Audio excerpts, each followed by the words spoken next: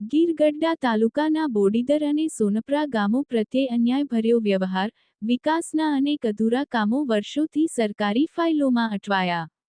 ડોળાસા તા 5.5, ડોળાસા નજીકના બોડીદર અને સોનપરા તા. ગીર ગઢડાના ગામો પ્રત્યે અન્યાયભર્યા વ્યવહારથી વિકાસના અનેક કામો ગામના પાદર સુધી આવીને અટકી જાય છે. ઉના રોડ અને બિલ્ડિંગ વિભાગ દ્વારા અન્યાય શા માટે કરવામાં આવી રહ્યો છે? તેવો સવાલ લોકો પૂછી રહ્યા છે. ગીર ગઢડા તાલુકાના બોડીદર અને સોનપરા ગામો કોડીનાર તાલુકાની સરહદ પર આવેલા ગામો છે. અહીં કોડીનાર તાલુકાના વિકાસ કામોની ભરમાર છે અને આ બંને ગામોના પાદર સુધી કામો થાય છે. બાદ ગીર ગઢડા તાલુકાની હદ આવે ને કામ અટકી પડે.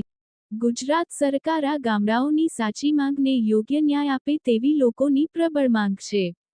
રિપોર્ટ અનિલ કાનાબાર.